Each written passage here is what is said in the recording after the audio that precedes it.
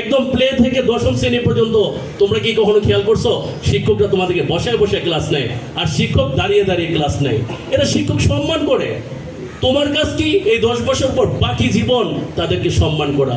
মনে রাখবা, শিক্ষকরা কখনো বাচ্চা নয়, বাচ্চা বানানোর কারিগর। শিক্ষকরা ডাক্তার না, ডাক্তার বানানোর কারিগর। শিক্ষকরা ইঞ্জিনিয়ার না, ইঞ্জিনিয়ার বানানোর কারিগর। শিক্ষকরা পাইলট না, পাইলট বানানোর কারিগর। শিক্ষকরা লিডার না, লিডার বানানোর কারিগর। সুতরাং যে মেট করে তার দামই বেশি থাকে, সবসময় মনে রাখবা। ওই দিনটা ভুলবা না। সুতরাং শিক্ষক তোমাকে সম্মান দিয়েছে, এখন তোমরা শিক্ষককে সম্মান দিবা। কিভাবে? আদর্শ মানুষ। সম্মানিত উপস্থিতি,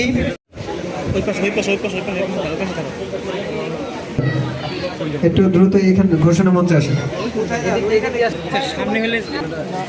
পাচ্ছি প্রতিষ্ঠাতা প্রিন্সিপাল জনাব মনির হাসান হেলাল স্যারকে উপহার তুলে দিচ্ছেন পরীক্ষার্থী ব্যাচ 2026 সকল ছেলে শিক্ষার্থীরা। ওটা খুলেন।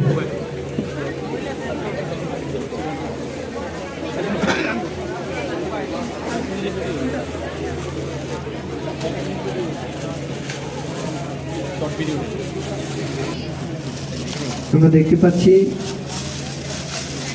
এসএসসি পরীক্ষার্থী ব্যাচ 2026-এর ছেলে শিক্ষার্থীরা আমাদের মাননীয় অধ্যক্ষ মহোদয় স্যারকে উপহার প্রদান করছেন। খুবই সুন্দর একটি মুহূর্ত, আবেগ এবং ভালোবাসার সম্মানের একটি মুহূর্ত আমরা দেখতে পাচ্ছি। ঘড়ি প্রদান করছেন, মাশাআল্লাহ, আলহামদুলিল্লাহ। সময়কে আমরা যতটা সঠিকভাবে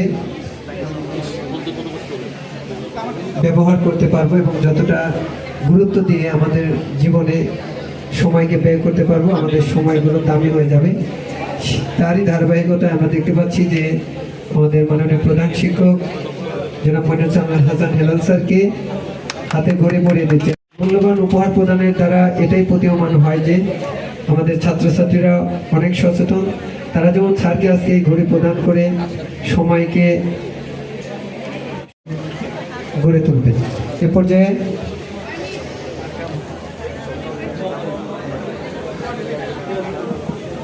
ধন্যবাদ জাহাঙ্গীর স্যারকে। আমরা আমাদের আর একটা পুরস্কার আছে, আর ভাইস প্রিন্সিপাল আর আপনার টাইম সম্পর্কে আরো সতর্ক হয়ে মাঝে মাঝে কথাতে যে কথা রাখেন না, এই জন্য বইটা দিলাম। ঠিক আছে, আমি যাতে ইনশাল্লাহ টাইম মতো আসতে পারি বা টাইম মতো সব কিছু করতে পারি, দোয়া চাই সবার থেকে। সবাইকে এখানে আমার প্রাণপ্রিয় যে ছেলে মেয়েগুলিকে এক জায়গায় আনা যাবে না। ওরা বলতেছে যে স্যার আমরা কলেজে আপনার মাথার উপর ফ্যান নাই, আমি স্টোনাইজ হয়ে গেলাম। এটা তো ও বোঝার কথা না। এই মেয়েটা আল্লাহ তাআলা তাকে দিচ্ছে এটার বরকতে। একটা ছেলে আমাকে বলছে স্যার আপনার উপরে ফ্যান নাই, ফ্যানটা আমরা ঠিক করতে পাঠিয়েছিলাম। আমি দিন স্যারকে বলছি স্যার আপনি একটু ফ্যানটা দ্রুত একটু ঠিক করে ফেলবেন। একটা বাচ্চা যখন বললো যে স্যার আপনার মাথার উপর ফ্যান নেই, আর আমি এই দিনটাই তো চাইছিলাম তাদের থেকে। আমি তো এই আদর্শটাই খুঁজছিলাম তাদের থেকে, আমি তো নৈতিকতাই খুঁজছিলাম তাদের থেকে, যে আমাদের বাচ্চাগুলির নৈতিকতাও হবে, আদর্শ হবে। আর কোনো চাওয়া নেই তাদের কাছ থেকে। পড়াশোনা একটা রেজাল্ট, এটা ডে বাই ডে এটা বিল্ড আপ হয়, কাউর ভালো হয় কাউর খারাপ হয়।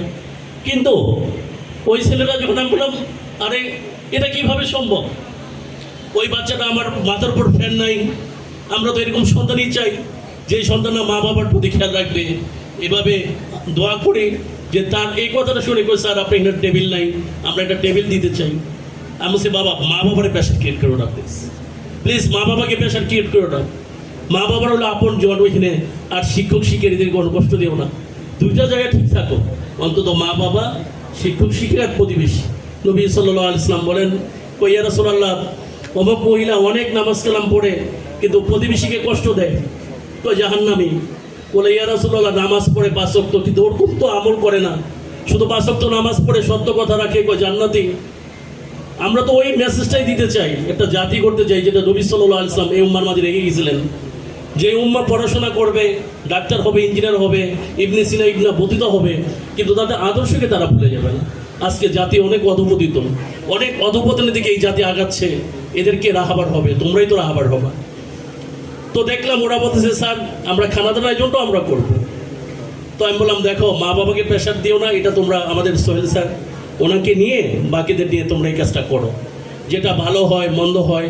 আমার তরফ থেকে আমি যা খরচ করার পর ওদেরকে বলে দিলাম, দেখো 25-30 হাজার টাকা একটা এস্টিমেট, আমি যা লাগে এটা আমি খরচ করব। তো এটা আমাদের কোনো সমস্যা বা এর দেখা দিবে না।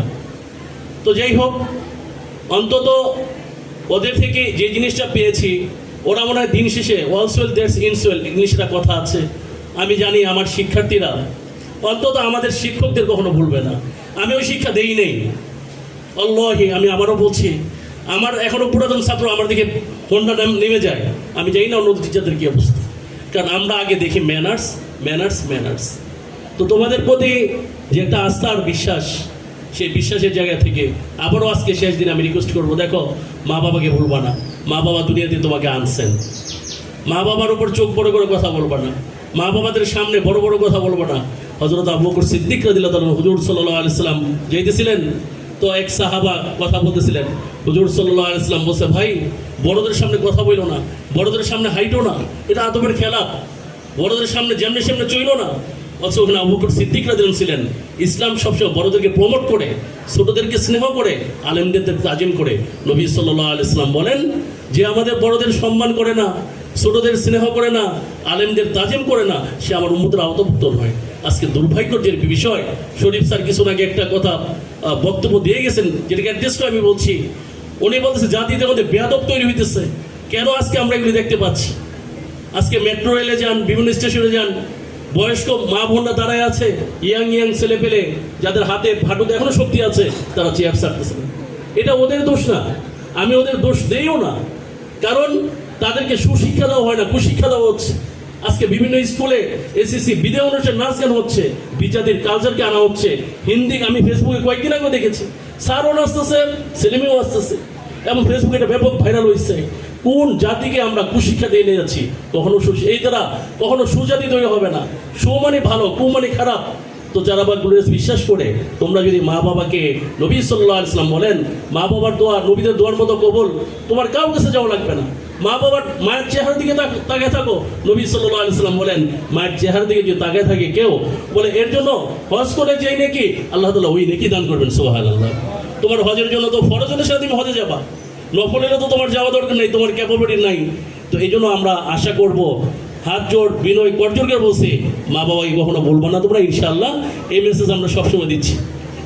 দ্বিতীয় নম্বর, প্রিয় শিক্ষার্থীরা, সবার উদ্দেশ্যে বলছি, তোমরা কি কখনো খেয়াল করেছো, একজন টিচার যখন ক্লাসে যায় তখন সে দাঁড়িয়ে ক্লাস নেয়, আর তোমরা বসে থাকো, তোমাদেরকে সম্মান দেওয়া হয়, বলে বসো বসো বসো। তুমি তোমার বাড়িতে যদি কোনো মেহমান যায়, তখন তুমি কি করো? মেহমানকে বসতে দাও। কেন বসতে দাও? সম্মান করো। সে একজন বয়স্ক হোক, ছোট হোক, মেহমান আসে, চেয়ারটা ছেড়ে দাও, সবচেয়ে ভালো জায়গাটা দাও। তোমার টিচার যখন একটা বোর্ড নিয়ে ওখানে যায়, একটা মার্কার পেন নিয়ে যায়, তার তো কোনো অবস্থার পরিবর্তন হয় না। শিক্ষক শিক্ষকই থাকে, তুমি ডাক্তার হও, তুমি ইঞ্জিনিয়ার হও, তুমি বড় ব্যবসায়ী হয়ে যাচ্ছ, কিন্তু শিক্ষক সেই বোর্ডের সামনে শিক্ষকই রয়ে গেছে। উনি তোমাকে সম্মান দিয়ে কথা বলে, একদম প্লে থেকে দশম শ্রেণী পর্যন্ত। তোমরা কি কখনো খেয়াল করছো, শিক্ষকরা তোমাদেরকে বসায় বসায় ক্লাস নেয়, আর শিক্ষক দাঁড়িয়ে দাঁড়িয়ে ক্লাস নেয়? এটা শিক্ষক সম্মান করে।